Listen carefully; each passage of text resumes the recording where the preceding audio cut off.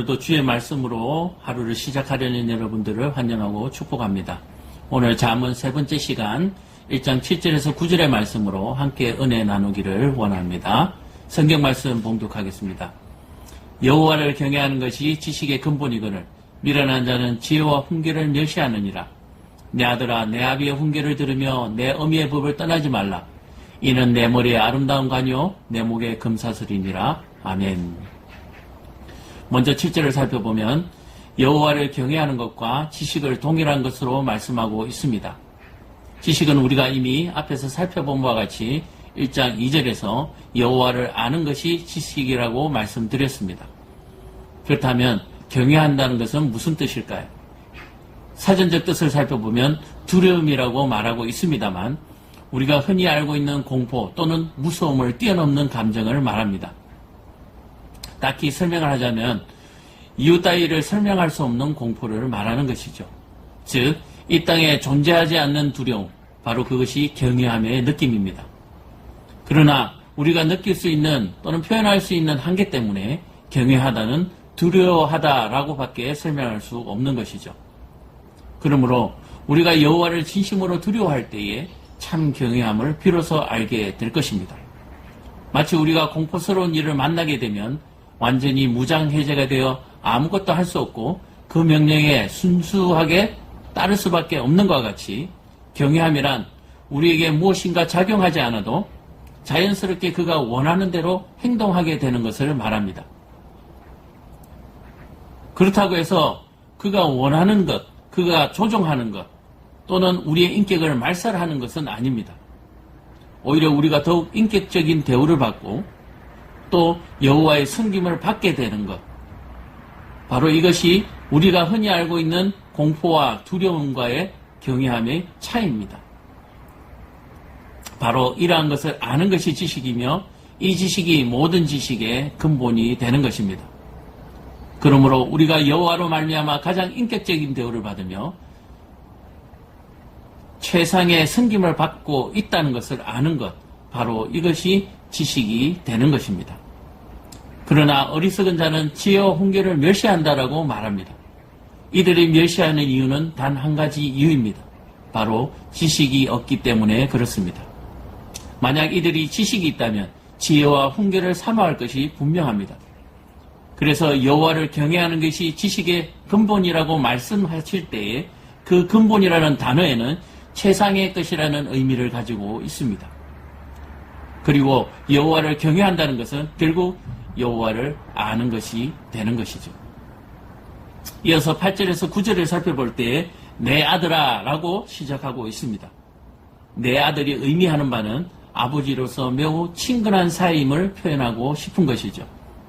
특히 고대 풍습대로 아들은 그 집안에서 딸보다 중요한 위치에 있으며 아들은 그 집안의 대를 잇고 유산을 상속받을 자격을 갖고 있습니다. 그러므로 아들의 생존과 안전은 가문의 미래가 달려있음을 이해하고 이 두 절을 살펴보았으면 합니다. 8절을 원어 성경에는 시작할 때에 들으라 라는 단어로 시작하고 있습니다. 또한 이 듣다는 경청하다, 순종하다 라는 의미를 포함하고 있습니다. 그리고 아버지의 훈계와 어머니의 법이 둘로 서로 평행을 이루고 있는데 이스라엘의 율법, 즉 토라를 의미합니다. 아버지의 훈계는 우리가 잘 아는 오경, 율법이라고 하는 그 성경의 말씀 속에서 악을 행하는 사람들에게 하나님이 어떻게 하셨는가를 기억하라, 그런 의미를 포함하고 있습니다. 또 어미의 법은 여호와께서 백성들과 맺은 언약 조항들을 뜻하는 것입니다. 즉 훈계는 아직 법을 이해하지 못한 아들들에게 그 법을 떠나지 말 것을 요구하고 있는 것입니다. 우리가 흔히 아버지가 집을 멀리 떠나 일을 나갈 때에 엄마 말씀을 잘 듣고 형제 간에 싸우지 말 것을 당부하는 것처럼 의미심장한 명정적 당부가 바로 훈계인 것입니다. 어떤 때는 구체적인 훈계로, 어떤 때는 포괄적인 훈계로 자식들에게 당부하는 아버지의 말씀, 바로 그것이 훈계가 된 것이죠. 이어서 9절을 살펴보면 한마디로 말씀드려 8절처럼 하는 것이 신상에 좋을 것이다. 바로 이런 말이죠. 관과 금사슬, 8절을 준행할 때에 내려질 상을 말하고 있는 것이며 장차 이 땅에서 누리게 될 복을 의미하고 또 자신이 하나님께 받을 영광, 또 자신이 하나님께 올려드릴 영광에 대해서 말하고 있는 것입니다. 말씀을 정리해보면 여호와 하나님을 아는 지식이 있는 자들은 아비의 훈계와 어미의 법을 떠나지 않고 순종하게 된다는 것입니다. 그러나 어리석은 자들과 또 하나님의 훈계를 멸시하는 자들은 여호와를 알지 못하고 훈계와 법을 어기고 여호와를 멀리 떠나게 됨을 말하고 있습니다. 그때에 순종하는 자들에게는 강과 금사슬이, 불순종하는 자들에게는 칼과 채찍이 기다리고 있을 것이라고 경고하고 있습니다. 이와 같이 잠언 1장에서는 잠언 전체의 서론으로서 여호와를 아는 것이 얼마나 중요한지에 대해서 반복함으로 또한 강조하고 있습니다. 이와 같이 강조하는 이유는 이후에 본격적으로 이어질 지혜와 훈계의 말씀을 소홀히 듣지 않도록 하기 위한 강력한 장치임을 알아야 합니다.